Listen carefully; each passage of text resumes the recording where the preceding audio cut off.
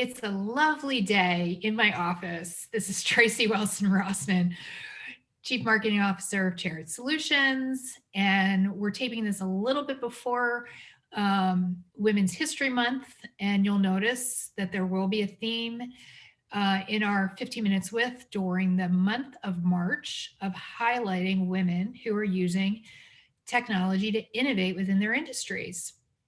My guest today is a good friend, Cassandra Bailey, who is founder and CEO of Slice Communications. And nice to have you here virtually.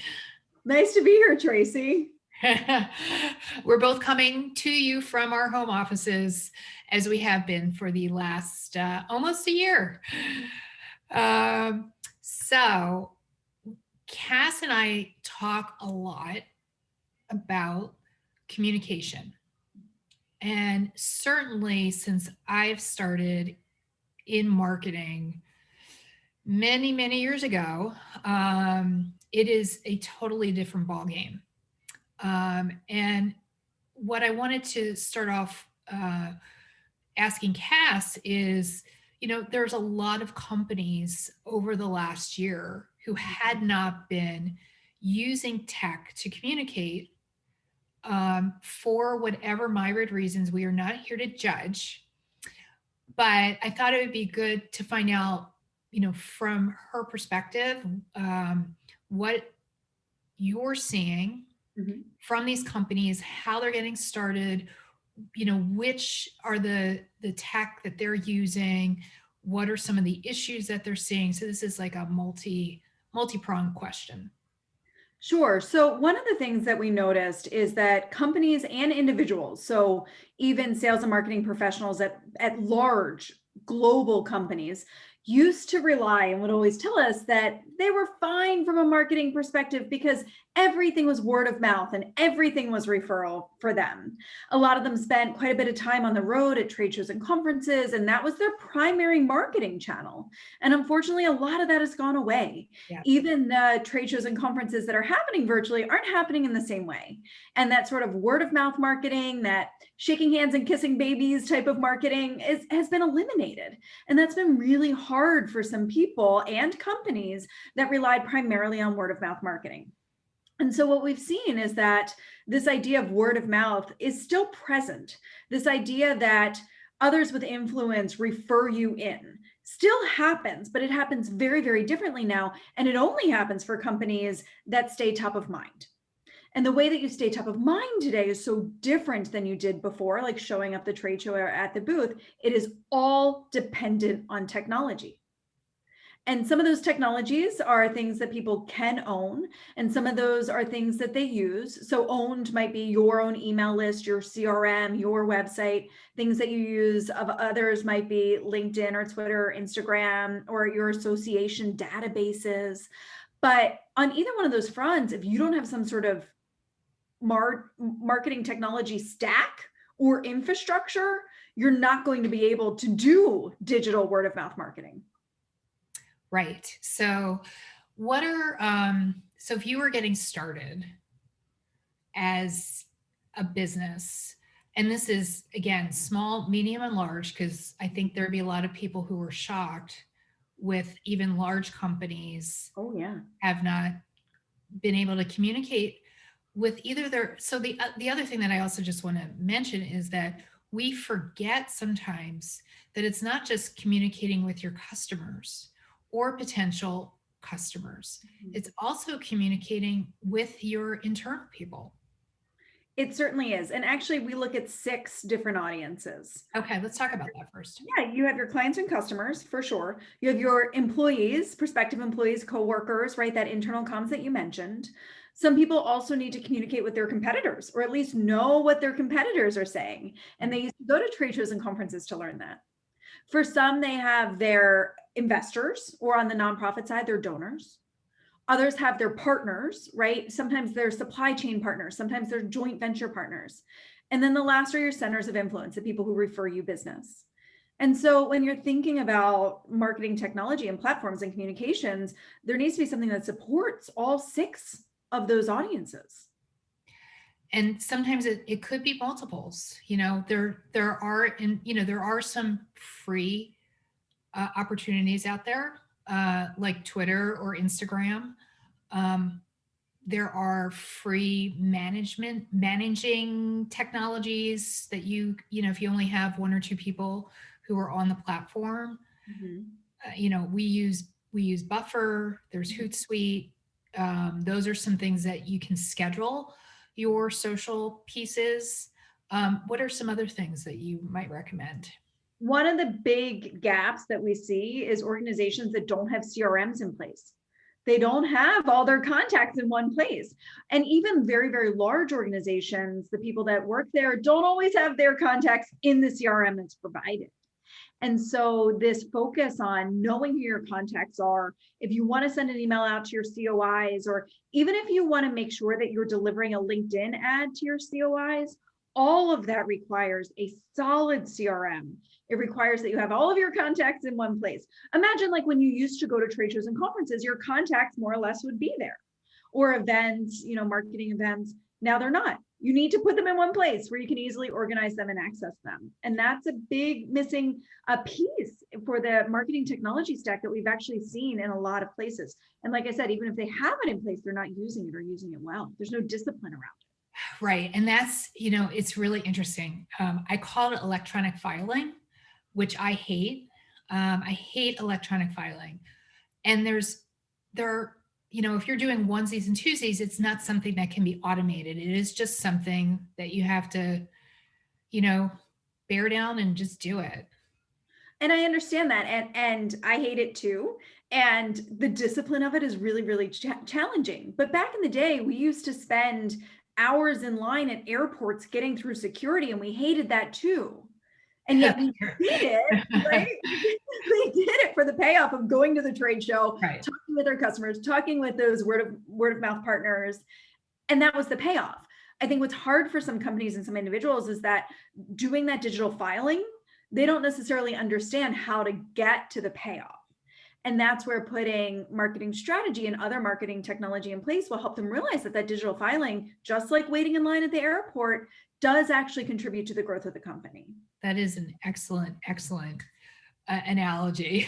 They're both super painful, right? Right. They are both super painful. And it's interesting that you say, we think about marketing as, all about ads and all these different types of social, and we associate those technologies with those tools.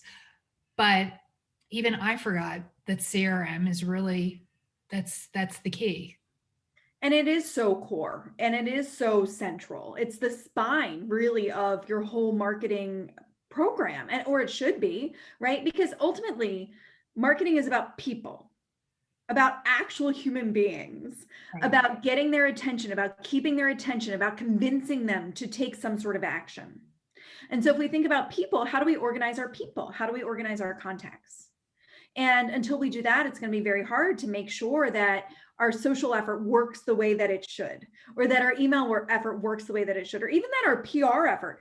I mean, I say to people all the time, a media placement is only as good as the people who see it. And so if your key audience doesn't happen to open that website or turn on the TV when you happen to be on it, you're not getting the maximum value of that media placement. It's about getting it in front of those people, and CRM is that connection to people. So that's the first piece. And then, everyone is going to be using different tools to see the audience that they're going to reach. Mm-hmm. But are there some easy ways that you would recommend for somebody to get started and test the waters if they haven't done anything? The most important thing is to recognize who your target audience is. And again, expand your mind beyond just being clients and customers. It may be those centers of influence. It may be those partners. It may even be your investors. If your investors get really engaged in what you're doing and you're able to leverage their relationships, you actually might have a bigger impact on your business than trying to do a big marketing campaign focused on clients and customers. That said, identify who the most important audience is, and then meet them where they are. how do they like to get news and information? Where do they go to get that news and information? Because that's where you need to be. So if you have a consumer audience, maybe it is on Instagram or Pinterest or TikTok or Facebook. If you're in a B2B audience, most people are looking for companies, products, services, and people to help them solve their problems on LinkedIn. If you're thinking about a community that's super active on Twitter because there's a lot of back and forth and everybody communicates with each other, and there are audiences that are like that, then Twitter might be that place to be. But who are they? How do they get news and information? And then put the technology in place to meet them where they are. So interesting that we're talking about this. A lot of the interviews that I've done, we've talked about process Hmm. and goals before the tech, Yep. right? So I think that is something to, you know, really think about of the process before you start going and doing those tests. That's absolutely true. A lot of times companies will come to us and they'll say, I'm going to do HubSpot. And it's like, why? Why are you doing? Why? Because it seems like a cool technology and somebody else used it really well. But what is your plan? What is your process? What are you hoping to get out of it? And will HubSpot actually do that? We don't know. Or they say, oh, I'm gonna go out and get Buffer or Hootsuite or whatever. And it's like, okay, but who's gonna manage it? And who's gonna approve the posts? And what's your standard operating procedure for reporting or for handling customer service? If customer service is one of your primary goals. Right. But that's why like people need to figure that out. And it's no different in marketing technology. No different. Well, I have a feeling we could sit here for a really, really long time and we're just talking about a specific thing, but I did want to give you a couple of minutes to talk about an event that you have run for many years at this point. This is our 7th year hosting Social Media Day Philadelphia. So, Social Media Day Philadelphia could be an excellent place for somebody who is trying to learn from experts, especially since, guess what? It's going to be virtual. It is. For everybody's safety, Social Media Day is June 30th, and it is going to be virtual.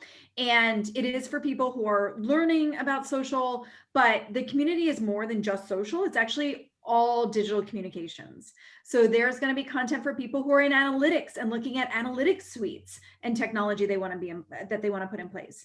There are going to be conversations about email marketing. There are going to be conversations about websites. There's going to be conversations about SEO and SEM and about YouTube and about all of these things. Anything that really falls into the digital communications platform is going to be featured at Social Media Day. And we are going to talk about how do you select tools and technology. It's something that every year when we survey our audience, they want to know more about. What are the best tools? How do I pick them? How do I select them? What is the tech I need to know about? What does it enable me to do differently? So whether that's social media advertising technology or listening technology or analytics or other digital platforms that support it, we are going to be talking about all of those things as well. So it is June 30th and everybody's welcome. Well, that is awesome. And we will make sure to put the link in the notes so that you know where to go. I think it's important for businesses to really educate themselves.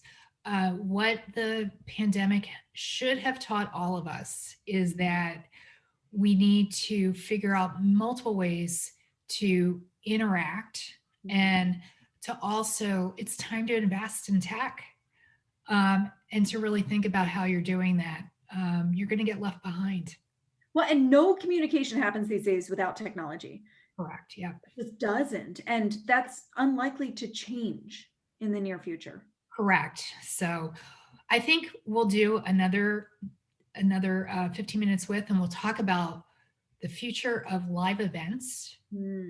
I think that would be really interesting because, of course, we do lots of events, and that's the way that we reach out to, our audiences. But that's for another day. So Cass, thanks for being with us. And, make sure to sign up for Social Media Day. Thank you, Tracey, for having me. And I hope to see you all there.